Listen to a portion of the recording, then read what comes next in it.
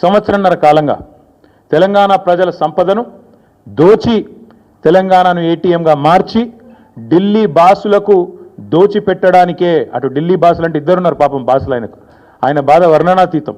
ఒక బాస్ ఏమో official boss Rahul Gandhi గారు, ఇంకొక బాస్ ఏమో అన్అఫీషియల్ బాస్ మోడీ గారు, అమిత్ షా గారు. కాబట్టి అటు ఇటు ఇద్దరిని ప్రసన్నం చేసుకోవడానికి 44 సార్లు ఎక్కే విమానం దిగే విమానం అన్నట్టుగా రేవంత్ రెడ్డి గారి వ్యవహారం నడుస్తూ ఉంది. ఏడాదిన్నర కాలంగా రేవంత్ రెడ్డి గారు చేసిన పనులు 3. 1 బీఆర్ఎస్ పై నిందలు, 2 బిల్డర్లతో కాంట్రాక్టర్లతో దందాలు, 3 ఢిల్లీ బాసులకు వేల కోట్ల చందాలు. మాకు బీఆర్ఎస్ మీదనేమో నిందలు, బిల్డర్లు కాంట్రాక్టర్లతో దందాలు, ఢిల్లీ బాసులకేమో వేల కోట్ల చందాలు. ఇది నిజంగా సిగ్గుచేటు.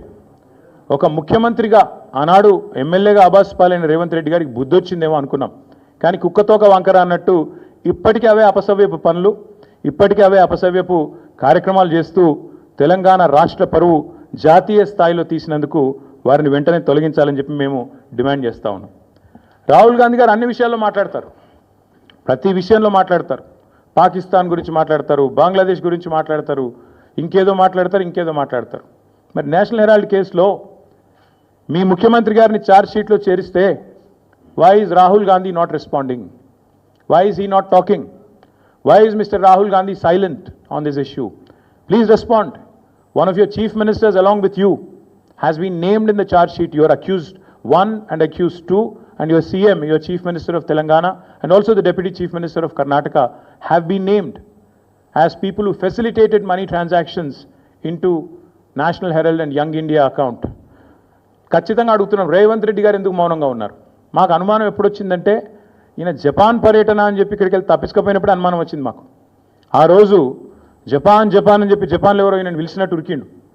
చూస్తే కరెక్ట్గా అప్పుడే ఈడీలో A1 A2గా రాహుల్ గాంధీ గారిని, సోనియా గాంధీ గారిని పెట్టారు. దేశంలో ఉన్న కాంగ్రెస్ నాయకులు అందరూ స్పందించారు. కానీ రేవంత్ రెడ్డి గారు ఈ రోజు వరకు ఒక్కసారి కూడా నోరు విప్పలేదు. ఆ రోజు ఎందుకు అనుకున్న వాళ్ళకి ఇవాళ సమాధానం దొరికిందని నేను అనుకుంటా ఉన్నా. ఎందుకంటే రేవంత్ రెడ్డి గారికి తెలుసు ఈ కేసులో ఆయన కూడా ఉన్నాడు. సహజంగానే ప్రభుత్వంలో ఉన్నాడు కాబట్టి, ఇంటెలిజెన్స్ వ్యవస్థ ఉంటుంది కాబట్టి ఆయనకు సమాచారం ఉంది ఈ కేసులో మీరు కూడా ఉండబోతున్నారు అని చెబితే అప్పటి నుంచి ఇప్పటి వరకు నోరు తెరవలేదు. తెరవకపోగా ఢిల్లీ పెద్దలను ప్రసన్నం చేసుకోవడానికి, అక్కడ ఉండే మంత్రులను కాకాబట్టడానికి, మోడీ గారిని, అమిత్ షా గారిని ప్రసన్నం చేసుకోవడానికి, బీజేపీతో మరి ఏదో రకంగా ఒక ఒప్పందం కుదుర్చుకొని ముందుకు పోవడానికి ఆయన మౌనంగా ఈరోజు మౌనంగా ఉండి తప్పించుకునే ప్రయత్నం చేస్తూ ఉన్నారు. ఇవాళ మేము తెలంగాణ ప్రజల తరపున ప్రధాన ప్రతిపక్షంగా, అదేవిధంగా భారత రాష్ట్ర సమితిగా ఈ ఉద్యమానికి, ఈ రాష్ట్రానికి నాయకత్వం వహించిన కేసీఆర్ గారి తరపున మేము అడుగుతూ ఉన్నాం. ఖచ్చితంగా రేవంత్ రెడ్డి అయితే తప్పుకోవాలి, లేదా కాంగ్రెస్ పార్టీకి సిగ్గుంటే, కాంగ్రెస్ పెద్దలకు నైతిక విలువలుంటే వెంటనే ఆయనను తొలగించాలి. యడ్యూరప్ప గారు రాజీనామా చేశారు. అప్పుడు యడ్యూరప్ప ఆనాడు ఆరోపణలు వస్తే హౌసింగ్ స్కామ్లో he quit, he stepped aside so that fair investigation could go on. అట్లాగే చాలామంది కేంద్ర మంత్రులు కూడా రాజీనామాలు చేశారు గతంలో.